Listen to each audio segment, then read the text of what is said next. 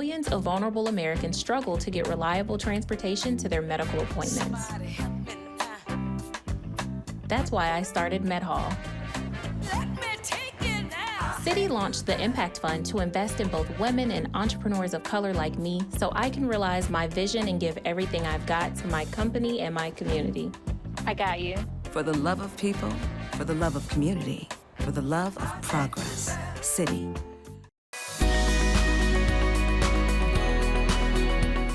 Hello and welcome to the PaleyFest Fall TV Previews. I'm Yvette Nicole Brown and I'm delighted to be your host for this special conversation celebrating AMC's The Walking Dead universe. I'd like to pass on a thanks to PaleyFest official card and official sponsor Citi for helping to make the event possible, so thank you Citi. And I want to thank you all for joining us. I am thrilled to moderate this panel today. As an avid fan of The Walking Dead universe, one thing that has always stood out to me in the best way is the diversity represented on all three shows in this universe. Diversity, equality, and inclusion have been pushed to the forefront in the industry right now, and this is such an important moment. We wanted to center today's panel around this topic by bringing together a diverse group from the three shows to talk about representation in our industry right now and how it's portrayed in these characters, these actors, and their stories. We are also in the midst of an exciting time for the Walking Dead franchise, with all three shows in the Walking Dead universe airing or about to return with all new episodes. The Walking Dead's epic final season began on Sunday, August 22nd on AMC, with new episodes available on AMC and AMC Plus. It's the beginning of a massive 24-episode season. And coming up on Sunday, October 3rd, The Walking Dead World Beyond will return for its second and final season on AMC. Then there is more, as Fear the Walking Dead will return for its seventh season, which premieres on Sunday, October 17th at 9 p.m., 8 p.m. Central, followed by a new episode of World Beyond. You guys got all that? There will be a quiz. Okay, I am so excited to dive into this conversation with this amazing group of people, so let's meet them. Joining us from The Walking Dead, we have showrunner and executive producer Angela Kang. Hey, Angela. Hi, Yvette. Along with cast members Khary Payton, who plays Ezekiel, and Hello. Lauren Ridloff, who plays Connie, along with her interpreter Ramon Norad. Hey, guys. From Fear the Walking Dead, we have cast member Rubén Blades, who's played fan favorite Daniel Salazar since season 1, and Danay Garcia, who plays Luciana. Hey, everybody. And from Walking Dead World Beyond, we have showrunner and executive producer Matt Negrete, and cast members Alexa Mansour, who plays Hope, and Nico Tortorella, who plays Felix in that amazing hat. All right, listen, we will be chatting a bit about each of the shows and these amazing characters, but also learning a bit more about our panelists' personal stories and their experiences in the industry. So I just want to say first, welcome everybody. Thank you. Okay, I am going to start with Angela. You have such a great story. Can you tell us a bit about how you got to where you are? You know, the first female Asian American showrunner on The Walking Dead. You are the one who will be bringing this show to its conclusion. And we would love to hear about your own career trajectory to get to this point. Let us know, girl.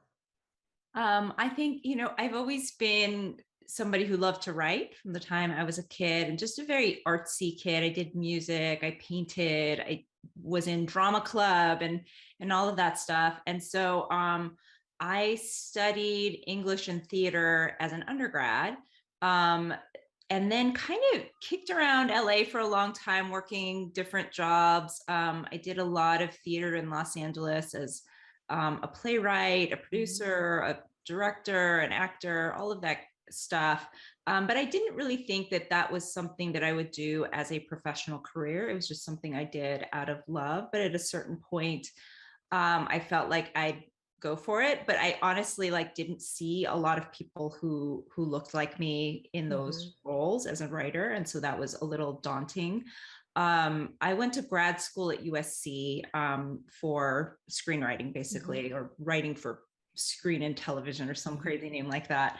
And while I was there, I did a diversity program at CBS at the same time. And so with that combination of doing a mentorship program where I met a lot of people and writing samples at USC, and I was very fortunate that I got staffed on my first job coming right out of school. the show never went to air, which is, it's like one of those things that's so crushing, like that I think like probably everybody has gone through on this panel. Like you think like, oh my God, like I've got this thing, and then it doesn't work. You know, and I had one of the so-called diversity slots on the staff, which is, you know, like it was a great way in, but there's so much stigma that can be attached to it, even though like I had the top writing fellowship at USC. I had all this like plays that had been produced, short films that had gone to festival and things like that. And so it's this weird experience of feeling like, you know, you belong there, and yet you feel like you don't belong there. And which I think is a very common experience, particularly at that time. You know, from there, I went to another show kind of right off the bat, wonderful show that lasted one season called Terriers.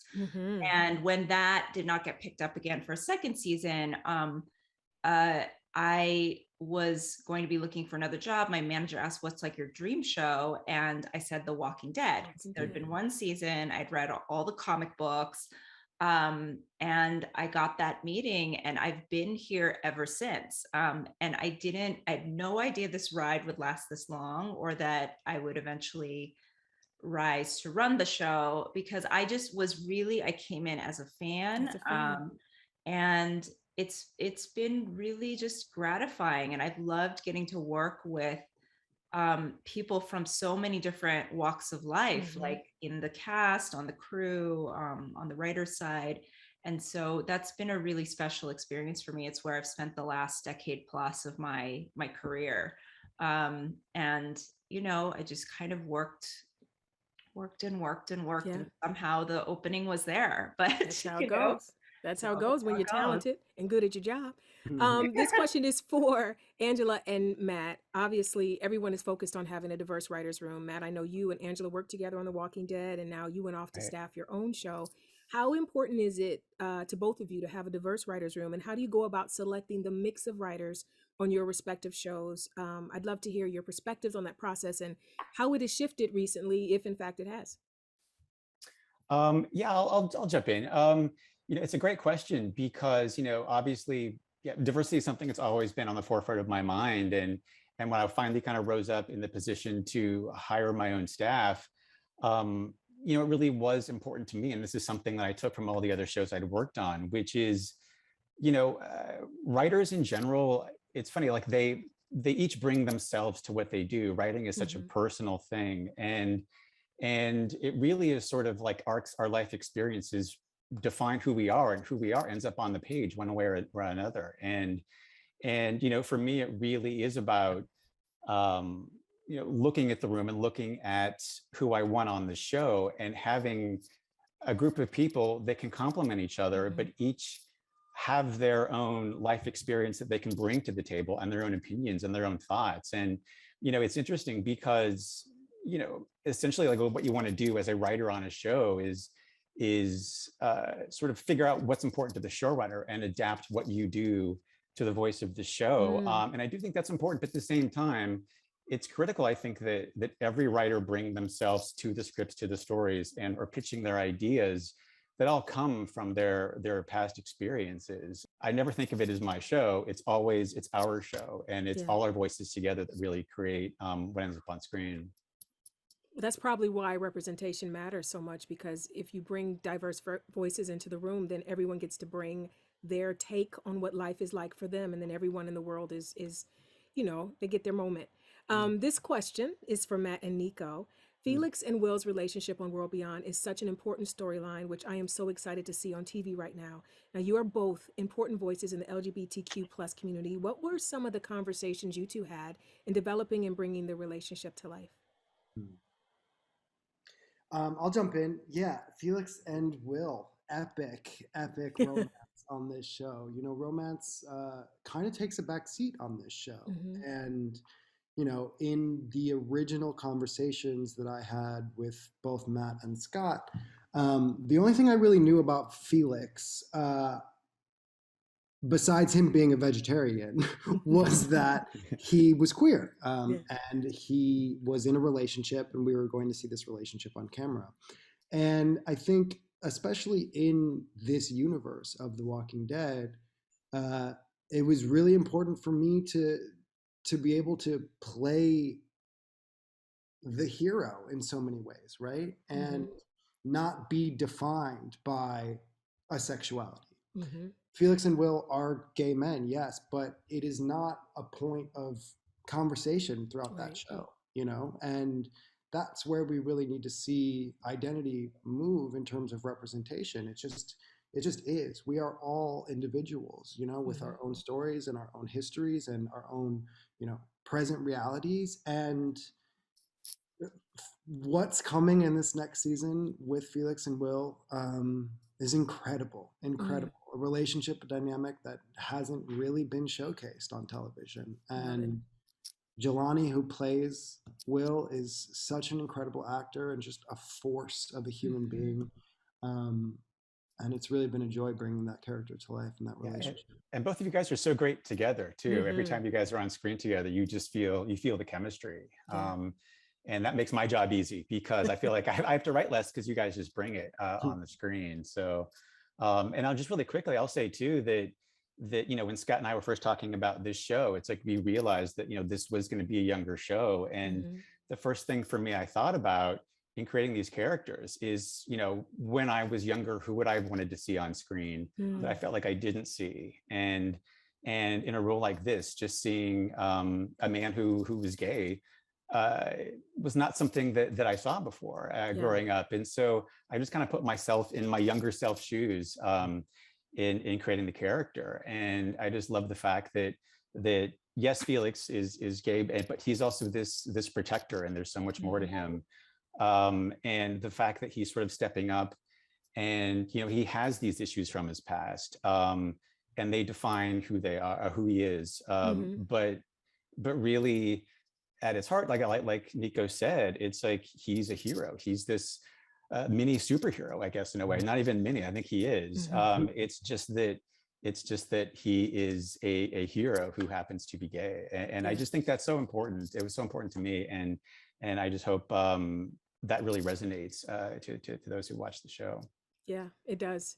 Danay, hi, Pumpkin. Hi. You have been on Fear the Walking Dead for several seasons now. Do you think that there are more opportunities for women and people of color on screen now versus when you started in the industry? And what real life experiences lent themselves to the way you bring Luciana to life on screen? Great questions. I feel like they all blend together.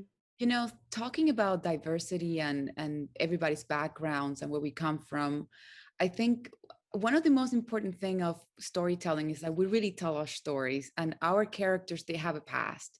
So if you get actors that also have a past, and we are all diverse, my take on the apocalypse is completely different than Rubén's take on the apocalypse, and Angela, and all because we have a past as actors. And our contribution to each one of the roles and our stories and arcs, that's what makes it all interesting to kind of like watch together. I cannot even imagine us being from one place. I'm just like, you know, playing the roles from one direction. It's like, you know, a big, massive situation could mean something to me, and it's something to, like, you know, Khary or you know, we all interact. And I feel like, you know, being Latina, being a woman, and you know, and my role is from Mexico. It's like I really take very seriously of how I portray this role and how other people can relate to this woman, even people that are not even Latinos, you know.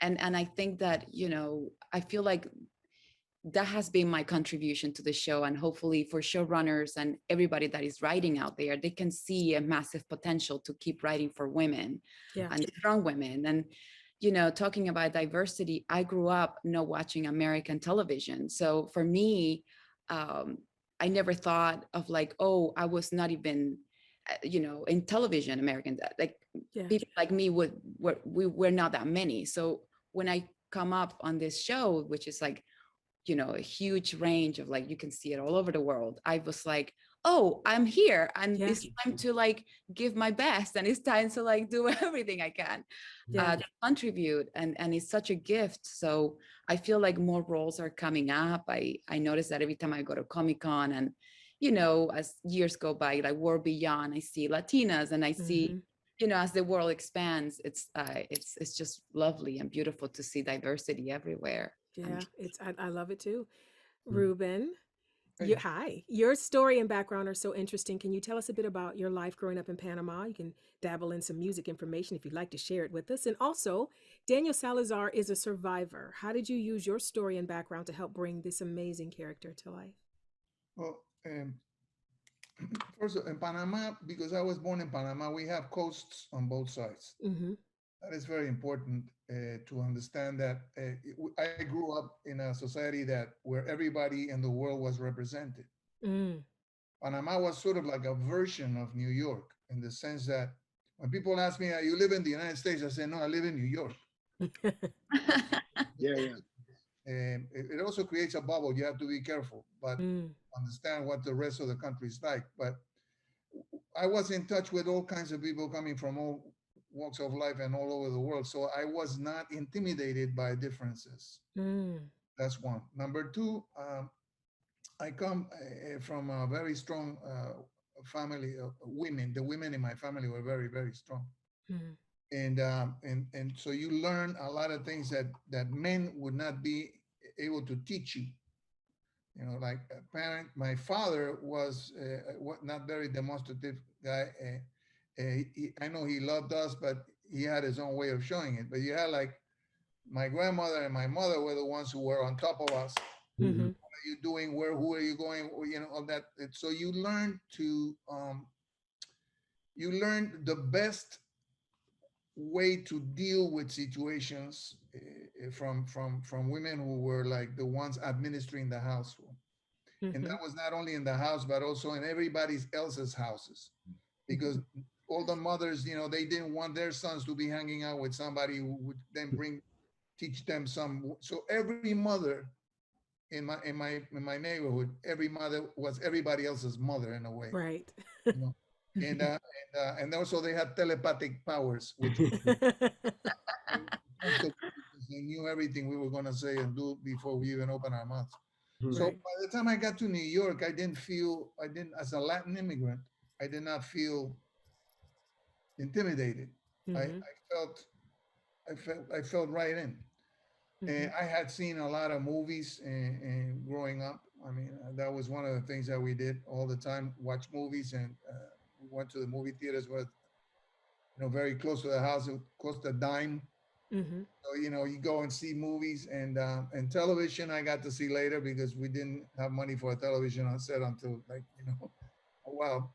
But I was very familiar with movies and actors. I didn't see many Latin actors. You know, and this is something that I take the opportunity to. One of the reasons that I took this job in The Walking Dead, Dave Erickson offered it, and I'm very thankful to Dave for making me a part of this. Was that we don't see really many Latinos on film, and we don't see many Latinos on television either. I mean, if you look at the Oscars, we had one person win Best Actor in 1951, Jose Ferrer. Then we got Anthony Quinn win twice for Zapata and for Lust for Life, supporting actor. And then we had Benicio win in 2001. We have never had a woman win Best Actress. We had only 4 women nominated for Best Actress. And we have one woman, Rita Moreno, who's out of this world. Rita who won for supporting actress. So we don't really get that many opportunities. So when we have a show, we're very careful to do our best. Yes. Because we're going to be measured by standards that are not applied to other groups. Right. So we have to be very, very careful and do it the best way we can so we can leave the door open for others to follow. That's right. Although, you know, again, even though we're 19% of the population in the United States, we still are not represented the way we should. This is a good beginning. Another thing I wanted to say about AMC, I don't know how many times this was ever done, but I know AMC did it. They did a whole show. I think it was 3 or 4. They did a whole show in Spanish and on prime time. I don't know if that was ever done. It's the first time, and it was the most watched episode on television. And it And was it was your episode, Rubén. it was well received. Mm-hmm. Would have thought, okay, audience is watching the thing, it's in Spanish. Oh, change this. This is not Telemundo. Change this shit. Mm-hmm. And then they moved somewhere else. They did not. It was very well received, the episode, which means that people are more open now to this diversity. And I applaud AMC for doing that. Yeah. And as far as the Daniel scenario, I'm a lawyer by trade. A long story how I ended up being a musician first and then an actor. But I studied law and I worked with people in jail. When I was in law school in Panama. And so again, observation. My father was a detective. So I picked up a lot of him, also the things that he does. Reading between lines. So all of these observations informed me to be able to perform as Daniel Salazar, which I think is just a wonderful, Brilliant. Complex character. Yeah, he is. And the cat is alive. Yes, the cat's alive. That's good to know. Thanks, Rubén. Moving on to you, Khary. Turn your mic on, Khary. It's your turn. Okay, Khary, as an African-American actor working on a hit show, you have always been vocal about your family's personal journey. How does that help inform your portrayal of Ezekiel or your career in general? I think that just means I talk too much. Is that what that means? Or maybe I talk just enough, you know. I didn't truly realize why I decided to do this business of storytelling until many years later, and I have this show to thank for that, because it was so popular that you go and talk to people and they come to you and you take pictures and you sign autographs and all of that, and all of that is wonderful and great, but there are those moments when those people that I would never meet otherwise in my life come from far and wide to tell me why something I said, something on this character's journey got them through. Yeah.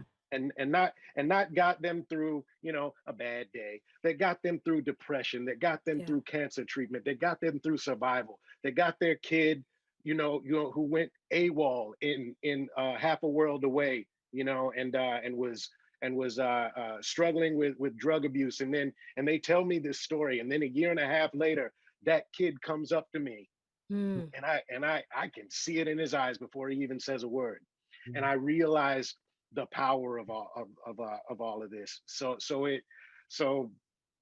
when I speak of, you know, my family and who I am and where I'm from, and it is because everything I do as far as storytelling is intensely personal for me. You know, the journey that we take to tell this story in this particular setting, you know, is incredibly personal to me, because Ezekiel as a character gets treated differently than I would. We're both pretty affable guys, but in this world, everyone is seen as a threat first. Right. Everyone. Right. In my life, I am seen as a threat. Everybody isn't seen as a threat. That's because right. everyone is seen as a threat in this world. I feel more equal. Yeah. You know, equality isn't necessarily about somebody coming up. Sometimes everybody comes down. You know, we're all on the same level, and there's a learning that happens because of that. You know. Yeah. And so I continue to learn every day. You know, because of this storytelling, because we're telling a different story every day. Yeah, and you're teaching every day too, sir. Let me say that. Alexa, hi honey. Hi. Your character is part of a diverse family with both Iris and Hope being adopted by mixed race parents. So why is it important to show these non-traditional families on TV today, even in an apocalyptic setting? Just with what's happened in the past 2 years or so, it doesn't feel like we're taking very many steps forward. It kind of feels like we're going back in time. I mean, I remember growing up, I came from a Mexican mom and an Egyptian dad. 9/11 hit and my family was vilified. Yeah. They thought that, I mean, I got called names on the street. My dad got called names. My mom was always being called names because she was Hispanic. It doesn't happen anymore. I haven't noticed that. I feel like there's some races that are getting a little bit more, becoming a little more equal with everybody else. But at the same time, we're not where we should be. And AMC has done an incredible job, and not just with like, whether you're Black, Hispanic, whatever, even like what you identify as, the LGBTQ community, everything. I don't think I've ever been so grateful for a job. I mean, I got typecast as the Middle Eastern girl for so many roles before this, or the immigrant, the Mexican immigrant, and when I got this, I was like, Hope is anything. Hope could be whatever she wants. Kids aren't like, oh, Hope is this, so that means I can't relate to her because I'm not that. They see her and they see Iris and they're like, okay, well, she's doing it, so I could do it. And we're kind of in an apocalypse regardless of whether it's a TV show or not. I mean, come on, you better say that truth. Good Lord. Yeah. So it's yeah. Point made. Lauren, hi, honey. Why is it important? Hi. Why is it important for the deaf community to be represented on screen with actual actors who are deaf? And what does it mean to you to be on the show and to be a representative of that important community?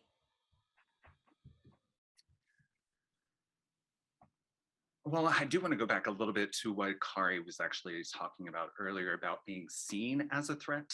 And I can definitely relate to that in a way. I was never looked at as a threat, but the issue for me growing up was not being seen, feeling invisible most of the time. And because so many people are taught it's not polite to look, well, wait, don't look at them. So if you see a person with a disability or a person who's signing, it's not polite to look or stare. So I think that's what it means for me now as a deaf actor. Playing an actual authentic character who's deaf on the screen means that we are seeing, we are acknowledging, we're recognizing, and I think it's a wonderful opportunity for people who are not involved in the disabled community or the deaf community to just finally watch and gawk in the safety of their own home. They actually really can stare and learn at the same time. And oftentimes I think people ask me, so what's it like being deaf? I mean, honestly, I can't tell you what it's like being deaf, because deaf is just one thing. And it becomes more relatable and easier to describe when I can stack it onto another layer to it. And then that, I think, is what Connie, my character, is doing. She is just being somebody who is deaf, who also is being a big sister, a protector. And also she's Black, she's Latina, she's also all these, she's a journalist. So I think Connie has all of those layers. And I think that through those layers, that I feel like the audience can actually truly see an authentic deaf experience. Because now they have somebody that they can compare their experience to and make those connections. Oh, I'm a woman too. And make those connections. And I think what I love about playing Connie and on The Walking Dead is just that I get to explore my intersections of identity. And I want to remind all of you, I'm not only deaf, but I'm also a woman, and I'm Black, and I'm also Hispanic. I mean, there's more to me than just that. Right. So I do feel like that the only way to really authentically come through on the screen is, just honestly, I feel like, I'm sorry if I'm speaking for the creative team, but, I honestly feel like the creative team doesn't have, that true feeling of where to start with deaf representation. But what the creative team does have is courage. That they don't have fear to admit that they need to learn things. And I've seen so much develop in the last few years. We have two characters on the show that show the spectrum of being deaf, of the deaf community. We have somebody like Connie, who is profoundly deaf, and she has always been deaf. She's never had that feeling of losing, as opposed to her sister, Kelly, who's played by Angel Theory, who is going through that hearing loss journey, which is completely different. And I just think that, I'm just so proud of The Walking Dead to include those stories. And I think that it shows so much representation in itself. Oh, great answer. Okay, this next question comes from festival sponsor Citi. Did the global pandemic, lockdown, and the world's reaction to it all spark any new themes or ideas for the Walking Dead franchise? Looks like Matt, you want it, Matt. I can see it in your face. Matt wants it. No, it's like I have just the horrible answer of just like I never realized toilet paper would be such a thing from the get-go, which is the worst answer in the world. But yeah, like Alexa said, it does feel like in some ways we are living through an apocalypse. Things that we're seeing now that we've never seen before, to the degree we've never seen before.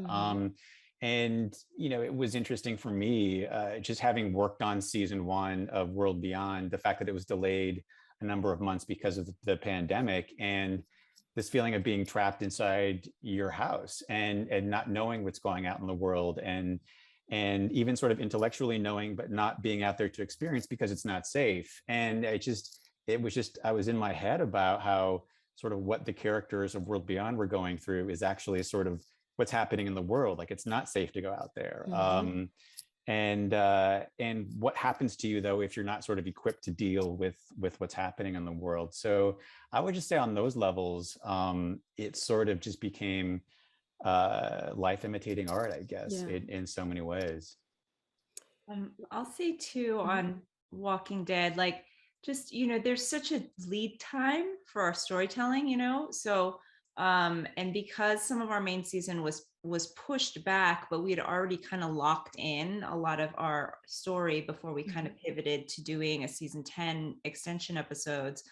What we found was that a lot of the themes that we were already working with in this particular section of the comic book, where we were starting with people dealing with scarcity, and they join a community and come across a community that is very the class divisions are just on full display, and everybody has kind of had to just separate along these lines, which they haven't had to deal with in a long time.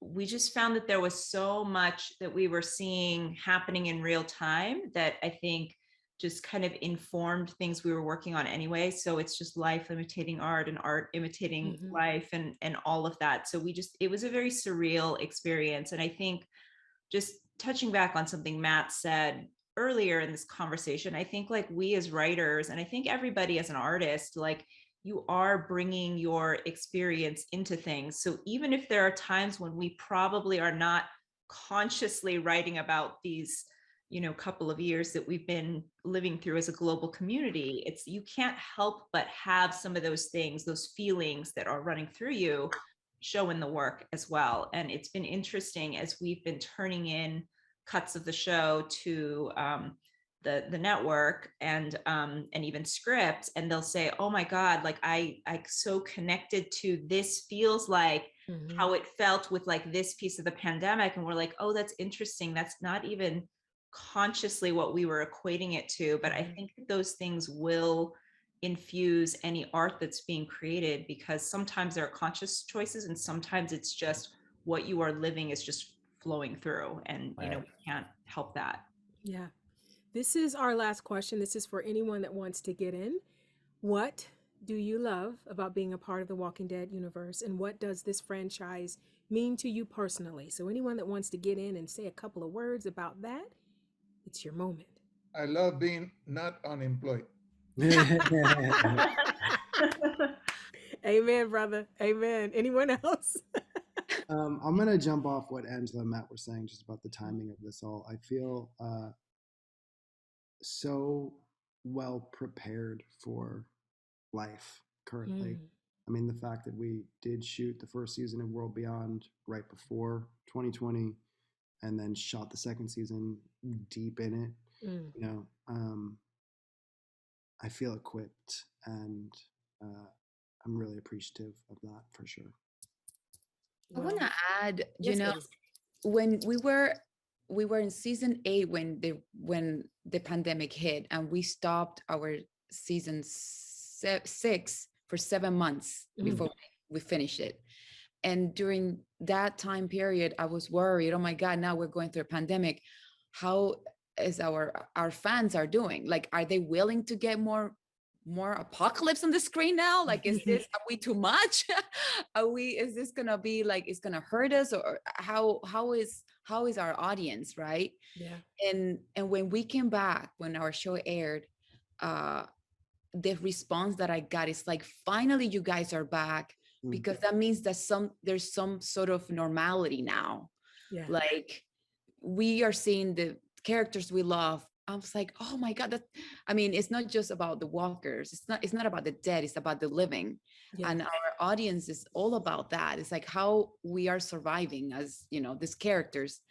And that was a really cool thing to be part of. It's like we bring so much comfort and a sense of normality, because we've been on for so many years that it's the one thing they've been missing during that, the time that we were off. So it's I'm just very proud to be, yes, unemployed, Rubén, and also the fact that we can still bring some light to the world during these dark times.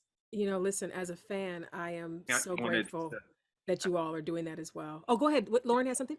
Yeah. I just wanted to jump in and just go back to your question. What I really love about the show is probably the same reason why the show has such a global fan base, because I think the show really addresses all the needs from like Maslow's hierarchy of needs. I think that the goal for all of us really is just have self-fulfillment. And we move from our basic needs, your food, your shelter, but then also all these shows really explore that moving up of those hierarchy of needs. Yeah. So I think that's what's so fascinating. I think it's so lovely because it actually responds to the reason why all of us get up in the morning. Yeah. But I just wanted to add something to what he was saying. Just look, the world right now, the world as we know it, the real world, is so full of horrible examples about human behavior, lack of solidarity, racism, exclusion, that it takes a television show to remind people of who we are, who we were, and what we can be. Together. Together. That's exactly it. That is very, very important. Yeah. The world, the world that represents us politically is failing us, and yet the possibilities are kept alive by shows like the ones that we're doing. 100%. I can't think of a better thing to end on than that, sir. I would like to thank you all for joining us for this special PaleyFest Fall TV Previews conversation with members of the wonderful cast and creative team behind AMC's The Walking Dead universe. I want to say thanks again to PaleyFest's official card and official sponsor, Citi. And you can learn more about the Paley Center by visiting paleycenter.org. Thanks for joining us. I'm Yvette Nicole Brown. Everybody take care. Thank you. Thank you. Thank you, guys. Thanks so much.